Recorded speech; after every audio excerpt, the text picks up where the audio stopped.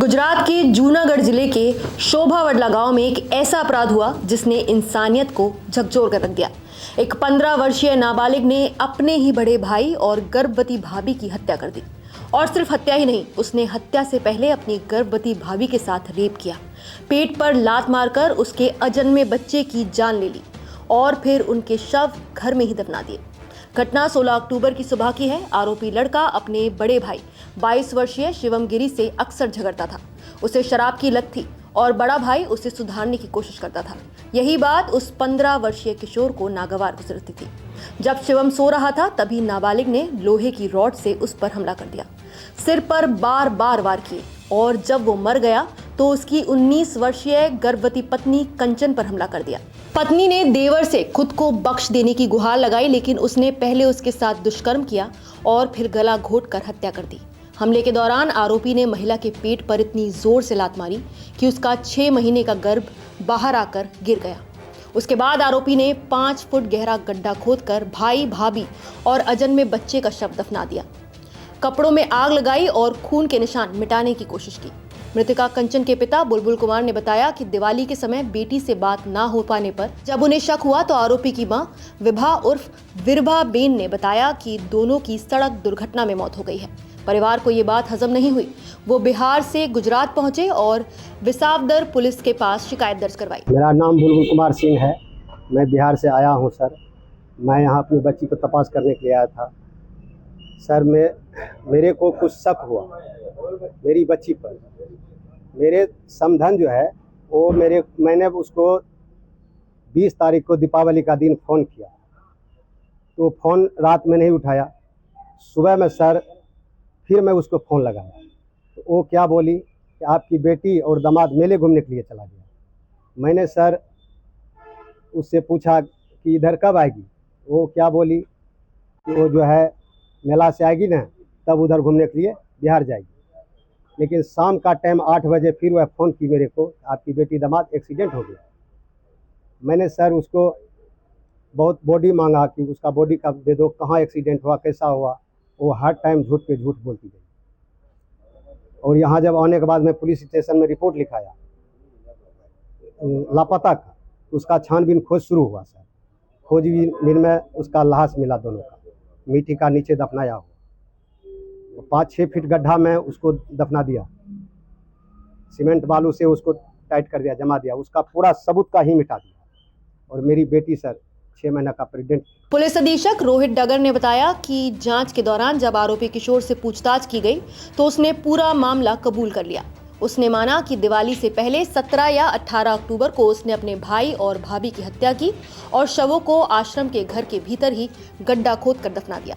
उसके बाद सबूत मिटाने के लिए कपड़े जलाए और खून के निशान भी साफ किए। पुलिस का कहना है कि आरोपी की मां भी सबूत मिटाने में शामिल थी। पुलिस ने उसके खिलाफ भी पूछताछ शुरू कर दी है।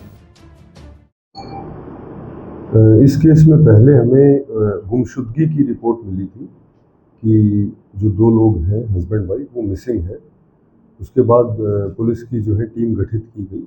पुलिस ने अलग अलग जगहों पे उनको ढूंढने की कोशिश की और जो सस्पेक्ट्स हैं उसके जो फैमिली मेम्बर्स हैं उनसे पूछताछ की गई। उनके घर पे भी कई बार पुलिस जो है गई। उसके बाद हमारा जो शक है वो बातमीदारों ने जो हमें रिपोर्ट दी या अलग अलग सोर्सेज से हमें जो पता चला तो उसके जो परिजन थे उनके ऊपर हमारा शक गहराया। उसके बाद उनसे पूछताछ की गई तो हमें पता चला कि जो विक्टिम है उनको जो है मार के, हस्बैंड वाइफ को मार के वहीं घर के अंदर ही गाड़ दिया गया है। उनकी स्टेटमेंट के बेसिस पे फिर पुलिस ने जो है उस जगह को खोदा और वहाँ से जो है हमें 2 शव बरामद हुए जो कि एडल्ट्स के हैं और एक शव जो फिटस था, अराउंड 5 या 6 महीने का बच्चा है, वो गर्भवती थी चूँकि महिला, तो हमें जो है एक फिटस 5 या 6 महीने का बच्चा भी जो है उनके गर्भ से प्राप्त हुआ। तो ये मतलब ट्रिपल मर्डर केस है।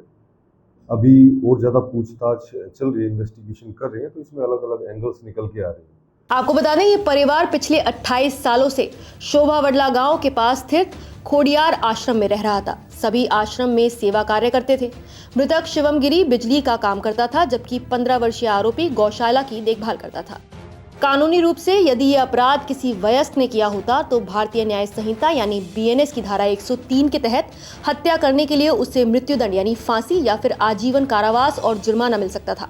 धारा 64 में बलात्कार के लिए सजा 10 साल से लेकर आजीवन कारावास तक हो सकती थी और यदि पीड़िता गर्भवती है तो अपराध को और भी गंभीर मानकर उसे और कठोर सजा दी जा सकती थी। धारा 86 के तहत गर्भस्थ शिशु की मृत्यु का कारण बनने के लिए 10 साल तक की कैद और जुर्माना हो सकता था, जबकि धारा 119 में सबूत मिटाने के लिए 3 से 7 साल की कैद और जुर्माना का प्रावधान है। इन धाराओं के मुताबिक अगर कोई वयस्क ये अपराध करता तो मामला अत्यंत जघन्य अपराध माना जाता और न्यायालय फांसी तक सजा सुना सकता था।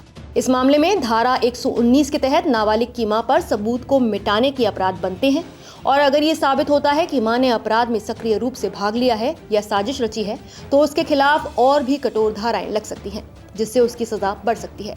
लेकिन क्योंकि इस केस में मुख्य आरोपी केवल 15 साल का है यानी नाबालिग है, इसलिए जुवेनाइल जस्टिस एक्ट 2015 के तहत जिसमें 16 वर्ष से कम उम्र के बच्चे पर वयस्क की तरह मुकदमा नहीं चलाया जा सकता, उसके प्रावधान लागू होते हैं। ऐसे बच्चे को केवल सुधार गृह यानी ऑब्जर्वेशन होम में रखा जा सकता है, जहां उसकी सुधारात्मक शिक्षा और मनोवैज्ञानिक देखभाल होती है।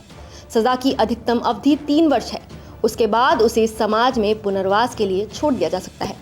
यहाँ बड़ा विरोधाभास है। वयस्क द्वारा किए गए इसी जघन्य अपराध के लिए मृत्युदंड या उम्र कैद, लेकिन 15 वर्षीय आरोपी के लिए अधिकतम 3 साल की सुधार गृह में सजा। सवाल उठता है कि क्या केवल उम्र के आधार पर कोई इतना क्रूर अपराध करने के बावजूद नाबालिग कहलाकर फांसी या उम्र कैद से बच सकता है? क्या ऐसे मामलों में कानून की उम्र सीमा पर पुनर्विचार होना चाहिए या सुधार की संभावना को सर्वोच्च रखना जरूरी है? क्या आपको लगता है कि इतने क्रूर अपराध के लिए सिर्फ सुधार ही पर्याप्त है या ऐसे मामलों में नाबालिगों को भी वयस्कों जैसा दंड मिलना चाहिए? आप इस इंसानियत के खिलाफ हुए अपराध पर क्या कहेंगे? हमें कमेंट करके अपनी राय जरूर बताएं। नमस्कार, मैं हूं मानक गुप्ता। अगर आपको हमारा ये वीडियो पसंद आया हो तो इसे लाइक और शेयर जरूर करें और हाँ, हमें सब्सक्राइब और फॉलो करना ना भूलें ताकि आप देश और दुनिया की कोई खबर मिस ना करें। तो जुड़े रहिए हमारे साथ और देखते रहिए न्यूज़ 24।